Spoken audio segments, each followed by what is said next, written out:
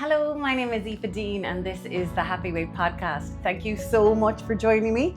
Today I want to talk about the easiest, nicest way to let go of a stone or 14 pounds, 6 kilos over the next 8 months. A few disclaimers before I start into this video. University College Cork, they offer a law degree. That does not mean that they want everyone to become a lawyer or a solicitor or a barrister. I am a dietitian that works in disordered eating. That does absolutely not mean that I think that everyone needs or should lose weight. I am making this video in the hope that there's someone out there just like me. So someone not at their natural weight due to disordered eating. So how do you know you're not at your natural weight?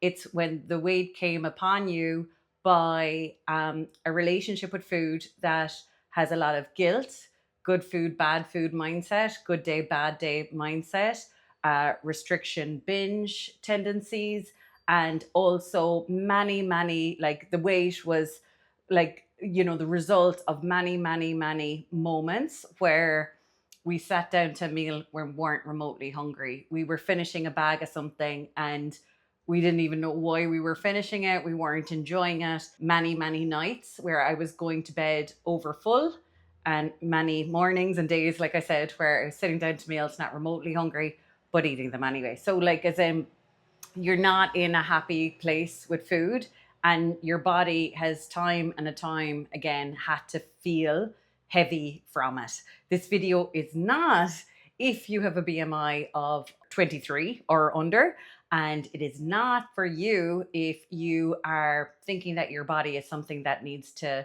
be attacked and manipulated. I'm all about defending my body against my mind and disordered eating, and the same with my clients. So this is about your health. This is about your health potential, your own potential, strength, leanness. So before I get into the mechanics and the nitty gritty, the first thing, if we want to let go of weight, is we have to sort our fat phobia.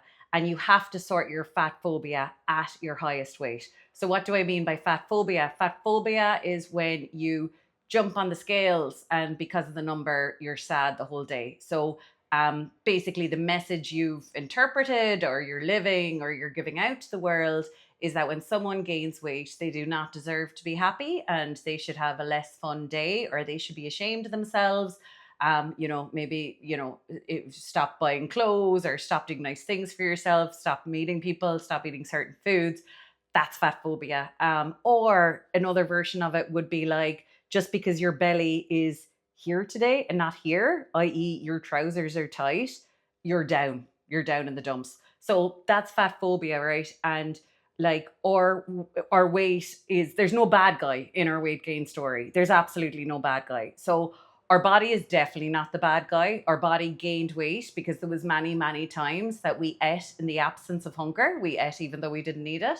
And why did we do that? We did that because of what was going on in our mind. So either we had a disordered relationship with food, we had learned a bad understanding from dieting or our parents or whatever, or we were going through a lot of emotional stuff. And just like an alcoholic picking up a whiskey bottle, we were comfort eating. So we're not the bad guy. We were going through something. Our body is certainly not the bad guy. So there's no bad guy in the story. So we have to flip that on its head.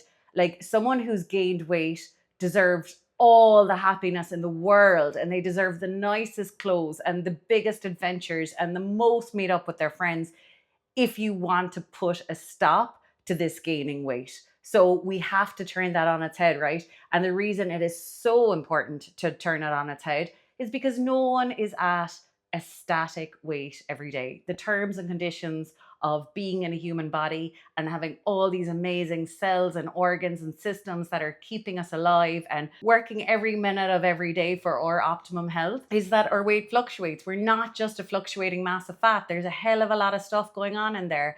So to have that kind of fat phobia of, oh my God, my pants are tight, or oh my God, I'm sad for the week now that I've gained weight, you won't survive weight loss. You won't survive weight maintenance. Fat phobia leads to kind of impatience, and it also leads to mistreatment of our body. So we have to process that. Easier said than done, I know, but I suppose another way of saying it is accepting your current weight and seeing a clear picture of what's gone on, the discomfort, the comfort eating, etc., the hard time you've been going through, forgiving yourself for it. Forgiving is the wrong word because you haven't done anything wrong. Popping into my head, I've worked with so many male clients over the years that they're like, shit happened, I gained weight, and now I'm here to lose it. And they've no fat phobia, and it's far easier for them to let go of the weight. So we have to accept, forgive, let go, that kind of thing. So that's super important. Then the next one is, I was thinking about this the other day, like my approach when I was a disordered eater is like, maybe if my breakfast is just 200 calories and if my lunch is whatever amount of calories, well then at least it leaves room for whatever inevitable overeating might be going on, in the evening or at the weekend. So that was my kind of thinking, that, if the calories are low enough, it's leaving room for all my dodgy overeating. And now that I'm out of overeating and out of weight issues, it's literally the opposite, and it's kind of, when you come out of eating and weight issues, then you start figuring out basically all the people in your life that don't have eating issues and how they're going about things. And that was going at food from completely the opposite direction than we need to go at it. Because rather than asking myself, what is the lowest calorie breakfast that could leave room for some of my overeating, I needed to be asking myself, what kind of breakfast would I need? What kind of lunch would I need to eat today? What kind of dinner would I need to eat today so that I don't need to overeat? And what kind of Monday, Tuesday, Wednesday, Thursday, Friday do I need to have with food so that by Friday evening, it's just another evening, or by Saturday, it's just another day. So there's no highs and lows. And basically, like, we have to kind of think of it, right? That say we're talking about a stone specifically, right? Losing a stone is us just happening to not eat 200 calories every day for 8 months, right? So 200 calories isn't much at all. And most people approach this like, let's hit it hard, let's cut out loads of things, let's drive down the scales. And by driving down the scales quick, it nearly always is water and glycogen, which has to come back on your body.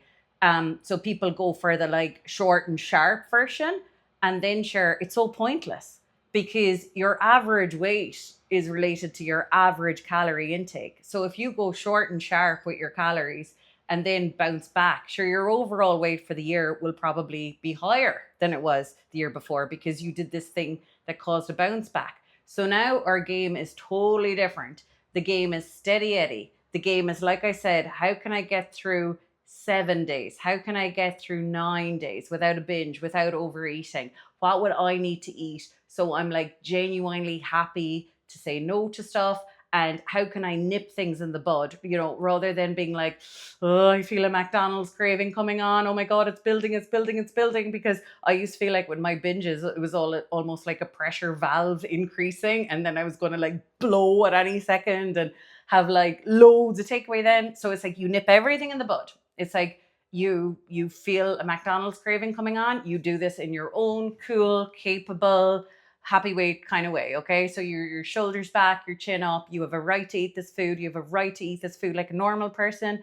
You are paying McDonald's to give you a beautiful meal so you can feel well after it. And it's like you've missed the memo if you are using that occasion for guilt or a feeling of discomfort. And so we are, like I said, we are nipping cravings in the bud. We are having them one by one as they come up. And there's a lot of things we have to remind ourselves when we're doing that. Like one is a few of the things I had to remind myself.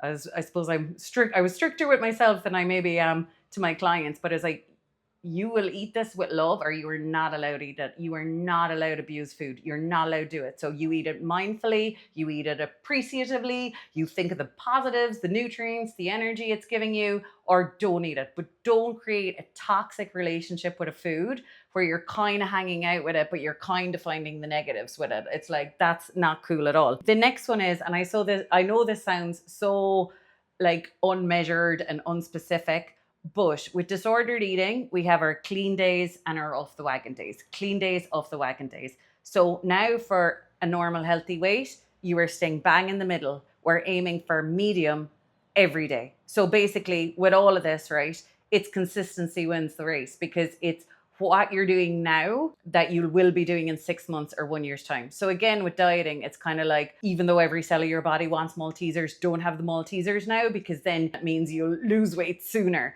Whereas when you're kind of thinking in the 6 month, 1 year kind of thing, it's like, I can't like use willpower to fight a craving, because if I use willpower to not eat Maltesers, it means at some stage of the week, again, that pressure valve will reach high and I'll just go boom and do way more damage than I was ever going to do with one little bag of Maltesers. You know, for me, that was really hard, because we know what a clean day looks like. We know what waking up on a Monday and trying to be good looks like. You know what a good breakfast looks like, what our good lunch looks like. And then we know what a cheat day looks like. And it takes a lot of consciousness and like, you know, awareness and everything to stay out of both. Because like when you're staying out of the clean days, like I said, you're being honest with yourself that like, that lunch is not enough. I am not full. I am not satisfied. I feel like I could break into every cupboard in the world right now. You know, that is a sign of a bad lunch if you feel like that afterwards. So we want a lunch that does the job. And then equally on our bad days, it's like, we're not allowed to go there. Like I was saying to a client yesterday, because she like had a really cool time overcoming this kind of toxic relationship she had with chocolate. Then she had this really cool time, you know, when she was on holidays. And then basically something happened and she switched her narrative that she had crossed the line. She'd gone back to square one. And I was like, it ain't over until you say it's over. So basically, I used to kind of feel like it was like treading water above the bully, because the bully is like in your head, the eating disorder is trying to like pull you down and say like, it's kind of a bad day though, isn't it? It's slipping into a bad day. I'd say you're in a bad week now. And it's kind of like, go on, give up. Just call it a bad day. Call it a bad day. Call it a bad day. Call it a bad week. And now you're like, nope.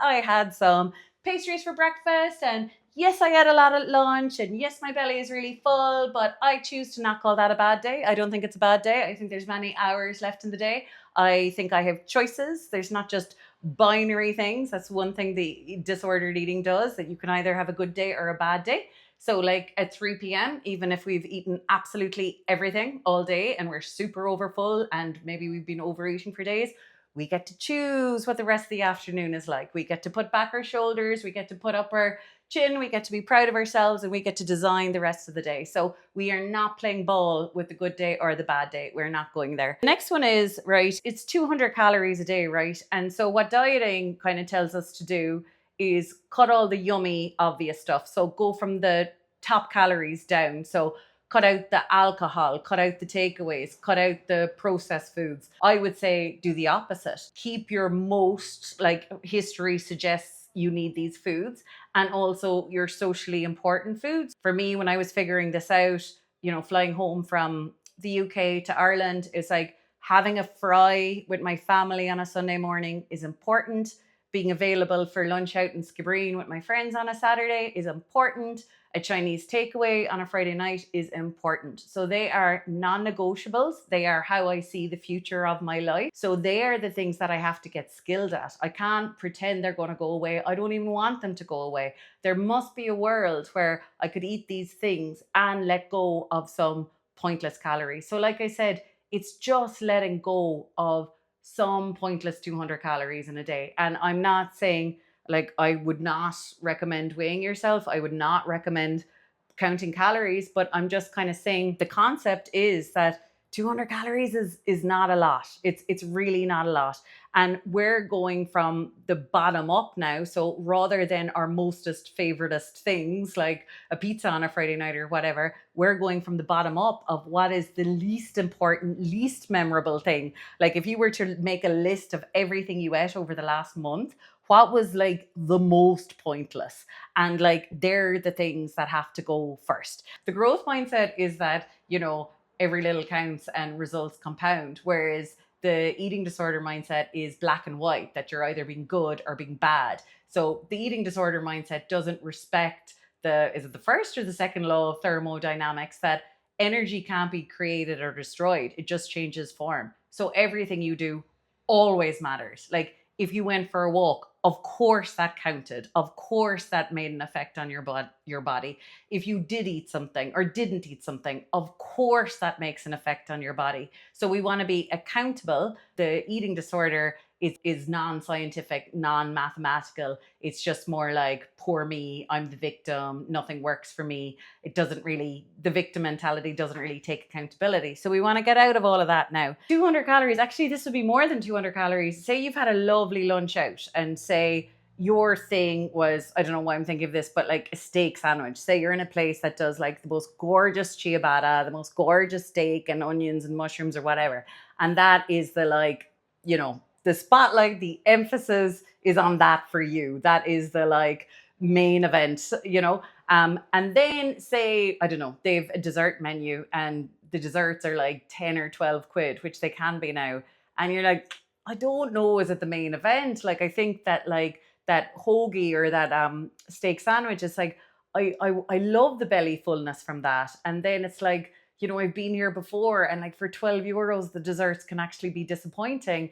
And I know I'd actually be just as happy with a little Freddo bar or a little bag of Maltesers or something like that. So it's kind of like that awareness, that saving is kind of like, that's probably 400 calories. Like it's a lot of calories. So it's like every choice we're making is not a loss. You know, it's absolutely, I think we can only say no to things that will in no way put us up or down. You know, like as in our day will be as happy if we let that thing go. So it could be the case that you're eating chicken wings and you know, like you realize when there's like 2 left in the plate that you're fully done. Or maybe that's a day where you are in a place that the dessert is awesome and you actually want to leave some space for the dessert. So you bow out when there's like 2 or 3 left on the plate. And then say there could be boring biscuits at work, and one day you're eating them like the last 300 days that you've eaten them. And then you're like, I don't actually like these. And it's so weird, like as in when I kind of became conscious of my taste buds and my stomach's reactions to food, like how my belly felt after certain foods, what my taste buds were saying, there was so many foods that came up in my estimations and down in my estimations. And it's the same when I'm working with clients. You know, they realize, oh my God, I've been eating this food for years and it's not even my thing. So, you know, say with those boring biscuits at work, you're like, sure, I'm going home in half an hour. Like, do you know, I might just like have a nicer dinner or be a little bit hungrier for my dinner. I genuinely don't like these biscuits. Why don't I have a lovely dinner? And then why don't I stop in the shop on the way home and buy a toffee crisp or something? The toffee crisp would scratch the itch more than these boring biscuits. It could be that your diet tells you you have to eat every 3 hours for your metabolism. And then when you wake up and listen to your body, you're like, I don't even want this fruit and yogurt. And that's nothing against fruit and yogurt. The next day you might wake up and you might want a breakfast that's piled with like oranges and pineapple and apples and strawberries and loads of yogurt. Like as in, basically don't give any food a bad name by having it out of like function and repetition and unconsciousness. The aim of the game here is that with a dieter, they'll go under in calories and then they'll do a huge spike of calories and therefore probably either not lose weight or slightly gain weight over time is what the studies show.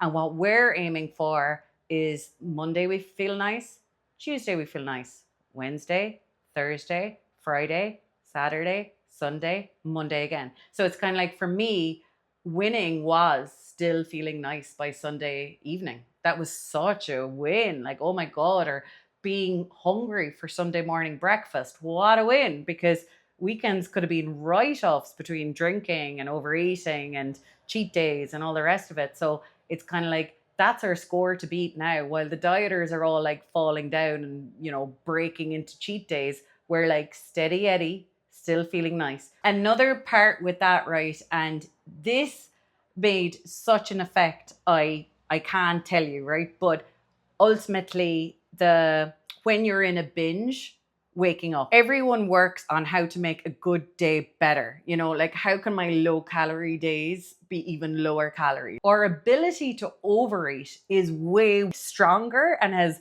way more of a quick effect on our body than our ability to minimize calories. Like we can only go so low on calories, but our ability to overeat is pretty much like unlimited. For many reasons, don't be aiming for the low days, but your mission, should you choose to accept it, is those days where your psychology has gone into the cheat day or the binge. It's kind of like, wake up and remember you have options, right? Say for me, like I might have had 1 to 2 binges a week, and it sounds so like oversimplified, but even me waking up in those binges and being like, hey Aoife, you don't have to do this, pet. Like, there's going to be more food tomorrow. Do you want to eat the rest of these Pringles for breakfast? Do you want to eat Pringles for breakfast, lunch, and dinner tomorrow? Because it's kind of not fair that you're making your belly so sick and you're going to be going to bed feeling unwell. And it's so not fair on you having to wake up tomorrow and see all your patients when all the other dietitians, will have loads of energy and have a great night's sleep. And you'll be there feeling wrecked because your poor little body had to stay up and do the night shift. So us waking up when the lunacy of the disordered eating is happening. And what I noticed for me, right, is if I woke up in that, and like became conscious and talked back to the eating disorder voice, and like, even if like there was one Pringle left in the whole tin, I was so proud of that, because it's in those situations, it's actually not about the calories, it's about what it signifies. So if we're used to being time and time and time and time again being bullied into this all or nothing corner, where if we open one bag, we open all the bags and we finish everything and we feel gross, like us leaving a Pringle in the thing is the start of the end. It's, for me, it was a like, fuck you, bully. This is not going to be an all or nothing. I have left some Pringles in that thing. If I can leave one Pringle, I can leave 2. If I can leave 2, I can leave 4. I can leave half a tub. I can do that twice a week. Like, that's where growth starts. The disordered eating will bully us. Be like, no, it's all about good day, bad day. And that's not enough. Healing now is leaning on our ability to build on wins. Like, we are the only ones who know how bad our eating is. So we are the only ones who know what a win is. So we need to make this alternative voice now, this cheerleader that can spot progress. And that voice ultimately needs to become way louder than the disordered eating voice.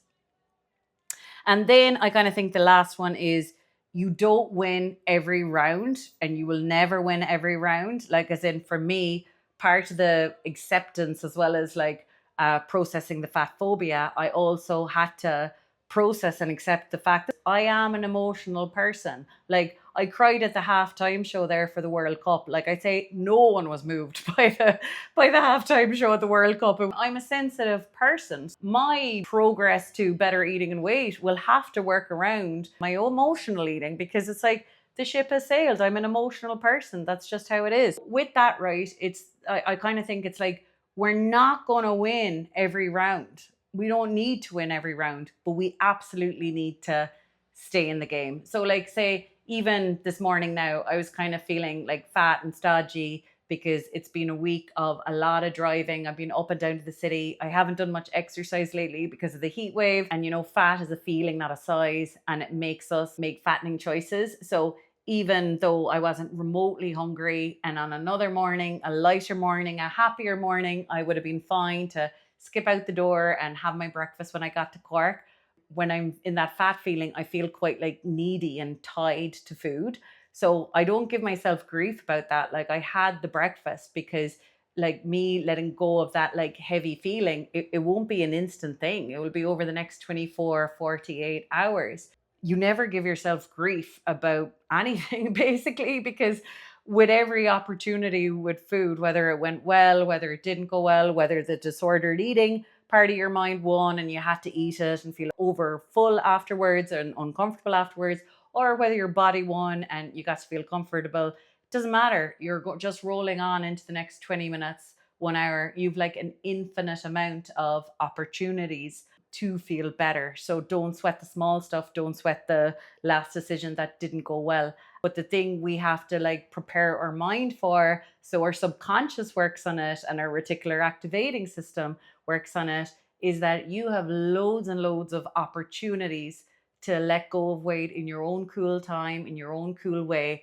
Don't do any penance, no willpower, no penance. Like I said with food, you're only allowed to make decisions that, don't ruffle your feathers anyway. Like, you not having those last 2 chicken wings, you're dead happy with the amount you had, and same with exercise. No punishing exercise. Basically, don't give health a bad name. Like I said, I had a client the other day and she wanted ice cream and she made herself eat Greek yogurt. I was like, that's not fair on ice cream or Greek yogurt, because you're calling ice cream bad and you're calling Greek yogurt the poor relation, when Greek yogurt is absolutely lovely and the perfect food at some times.